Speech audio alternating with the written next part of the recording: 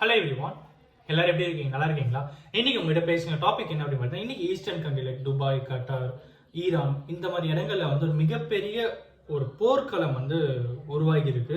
இதுக்கான காரணம் என்ன ஆச்சு அப்படிங்கிற எல்லா விஷயங்களும் அண்ட் இது நம்மளை எப்படி அஃபெக்ட் பண்ண போகுது அப்படிங்கிற சில விஷயங்கள் தான் இந்த வீடியோ உங்களுக்கு நான் பேசணும் அப்படின்னு சொல்லி நினைக்கிறேன்.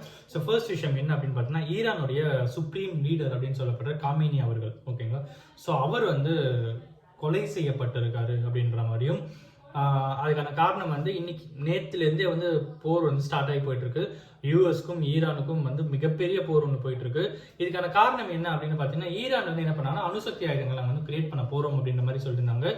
ஈரானுக்கு மிகப்பெரிய எதிரி நாடா ஒரு கண்ட்ரி இருக்கு. அந்த கண்ட்ரியும் யூஎஸும் சேர்ந்து என்ன பண்ணாங்கன்னா, இங்க வேற அதெல்லாம் பண்ணக்கூடாது அப்படின்ற மாதிரி சொல்லிட்டு இருந்தாங்க. அதுக்கான காரணம் என்னன்னா, ஒரு அணு ஆயுதம் வந்து நம்ம ஒரு நாட்டு மேல போட்டோம்னா அதோட இம்பாக்ட் எந்த அளவுக்கு இருக்கும் அப்படின்னு சொல்லி யூகிக்க கூட முடியாது. ஸோ அந்த அளவுக்கு வந்து மிகப்பெரிய இம்பாக்ட் இருக்கும்.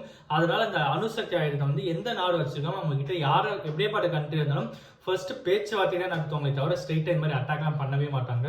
அதனாலவே வந்து ஈரான் மேல ஒரு மிகப்பெரிய ஒரு விஷயம் இருந்துட்டே இருந்தது. ஓகேங்களா? நீ வந்து அணுசக்தி ஆயுதத்தை கிரியேட் பண்ணாத அப்படின்னு சொல்லிட்டு. இன்னொரு விஷயம் என்ன அப்படின்னு பார்த்தீங்கன்னா, கிட்டத்தட்ட 49 கண்ட்ரீஸ்க்கு முன்னாடி, ஓகேங்களா, ட்ரம்ப் அவர்கள் என்ன சொல்றாருன்னா, 49 வருஷத்துக்கு முன்னாடி ஈரானும் யூஎஸும் நல்லா ஒற்றுமையா தான் இருந்தாங்க. அதுக்கப்புறம் வந்து இப்போ யங்ஸ்டர்ஸ் உடைய ஒரு ரெவல்யூஷன் வர மாதிரி அப்போ ஈரான்ல ஃபார்ம் பண்ணிட்டு அப்போ என்னாச்சு அப்படின்னு பார்த்தீங்கன்னா, யூஎஸ் வந்து நாங்க வெறுக்கிறோம் அப்படிங்கிற மாதிரியும் யூஎஸ்க்கு நாங்கள் எதிராக தான் இருக்க போறோம் அப்படிங்கிற மாதிரி சில விஷயங்கள் வந்து வந்தது. அதுக்கான காரணம் என்ன அப்படின்னு பார்த்தா, நம்மளை யூஸ் பண்ணி யூஎஸ்ஏ வந்து கெயின் ஆயிக்கிறாங்க அப்படிங்கிற மாதிரி சில விஷயங்கள்னால ஈரான் வந்து யூஎஸ்ஏவை வெறுக்க ஆரம்பிச்சாங்க கடந்த 49 வருஷமா. ஸோ ட்ரம்ப் அவர்கள் என்ன சொன்னார் அப்படின்னு பார்த்தீங்கன்னா, இங்க பாருங்க, இந்த மாதிரி சில விஷயங்கள்லாம் இருக்கு. உங்க நாட்டில் இருக்க தலைமை சரியில்லை, இதுதான் சான்ஸ். இப்போ நீங்க வந்து உண்மையான ஒரு கிரேட் லீடரை, உண்மையான ஒரு தலைமையை நீங்க வந்து எடுத்துட்டு வாங்க. அதனால அதுக்கான வழிவகுக்கும் யூஎஸ்ஏ வந்து வழிவகுக்கும் அப்படிங்கிற மாதிரி சில விஷயங்கள் வந்து நேத்து ட்ரம்ப் அவர்கள் சொல்லி முடிச்சாரு. அவர் சொல்லி முடிச்ச அடுத்த கணம்ல இருந்து மழை துள்ளி போடுற மாதிரி சும்மா அங்கன்னு சொல்லிட்டு ஏவுகணை தாக்குதல் ஈரான் மேல நடந்துகிட்டே இருக்கு.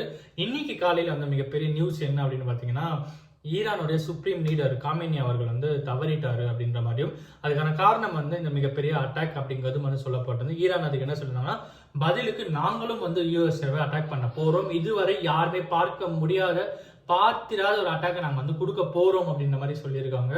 ஸோ மிகப்பெரிய பதட்டமான சூழல் ஒரு பக்கம் போயிட்டு இருக்கு.